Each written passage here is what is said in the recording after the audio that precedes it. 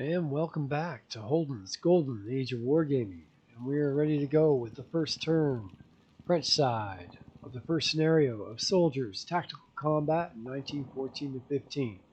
One thing I didn't mention when I was going over the general outline of the scenario is we have a turn limit, 18 turns, as well as the victory conditions that I mentioned in the previous video. I'm going to start immediately moving my units, and I'll go over the rules as they apply. First of all is movement itself. So on these crest hexes, which are on the top of the hilltop, they're considered the same as a clear hex on the ground, and they cost 1 movement point to move over. And I will get these markers. No arrows this time. Too many units. So I'm just going to mark them as I move them, and I'll mark them as I fire to keep things easier for me to follow. Alright, so this French field gun battery. So what I'm going to do here is basically I'm going to move a couple field guns up on front of this hill so that they can overlook. I have a range. These are both howitzers. Nope, they're not. They're just good old field guns. But they have a range of 25 hexes. Now let's take a look. What is 25 hexes?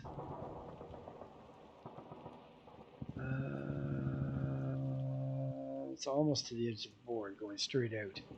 And then this way to there. So I mean they're going to be able to cover a wide area, and they're basically meant to destroy the Germans as they as the Germans try to get out of here. So I'm going to move up. So we have 1, 2, 3, and that unit's moved. 1, 2, that unit's moved, and can still fire. But there won't be anything now. I don't think it's that good. Yeah, no, not even close. No firing is going to happen on this first turn. Alright, what else am I going to do? I'm going to here, and you have to move these one unit at a time. I have another field gun. What I want to do is get that field gun right here. So the machine guns aren't going to be able to move as much. And stacking rules are you can have a total of 8 stacking points in a hex. And in the lower left-hand corner, right there, that little 1 or 4, those are the stacking numbers, the amount that each of these units takes up. And I can go up to 8. But I have to move the units one at a time, and not only that, I can never exceed that 8 stacking points in a hex. So unlike Austerlitz, where I can move through, it only mattered at the end of movement. Here it matters, the stacking limit matters at all times.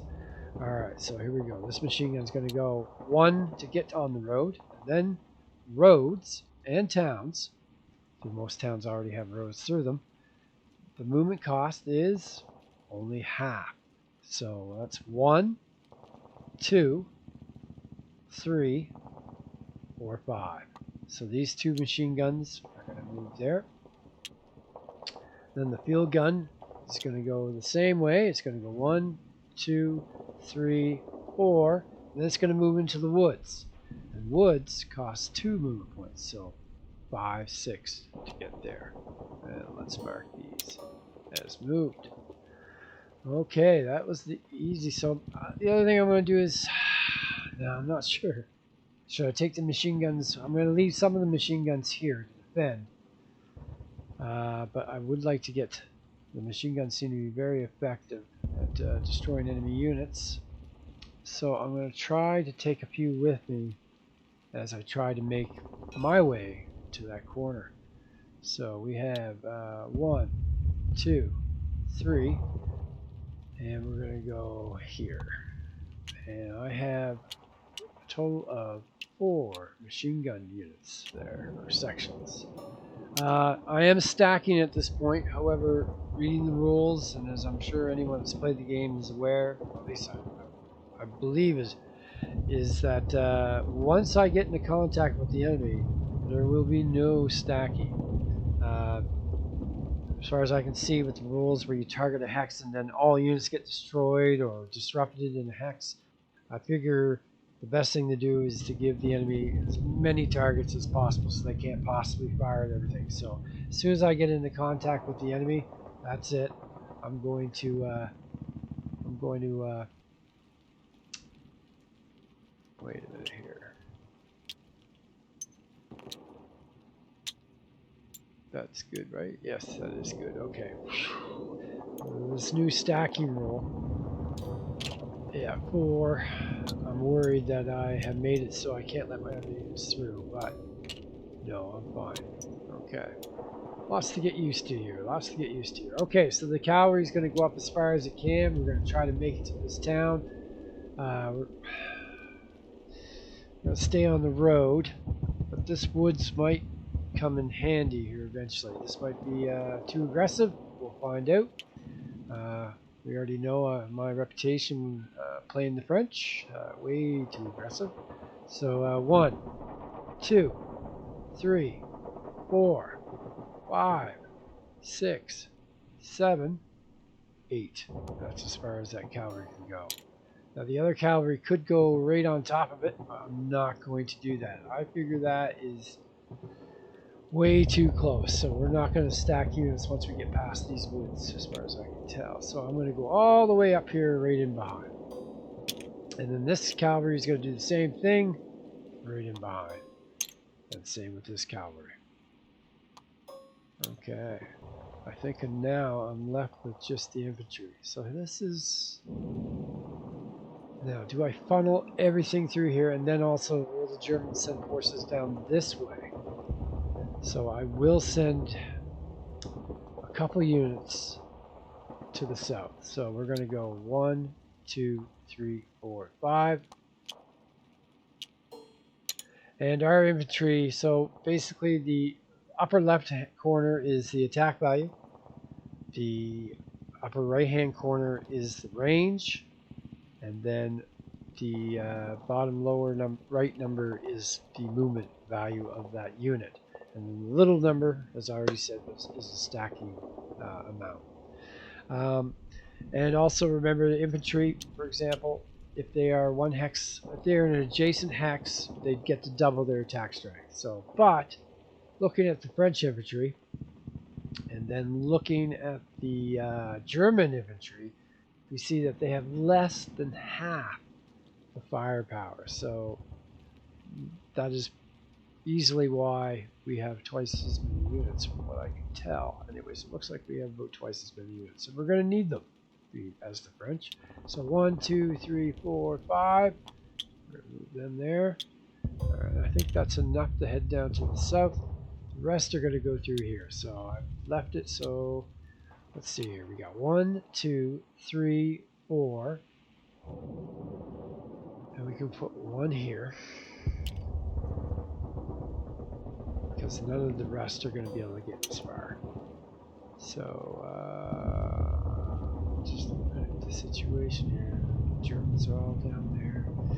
No, I think we'll be fine. 1, 2, 3, 4. That's as far as you're going.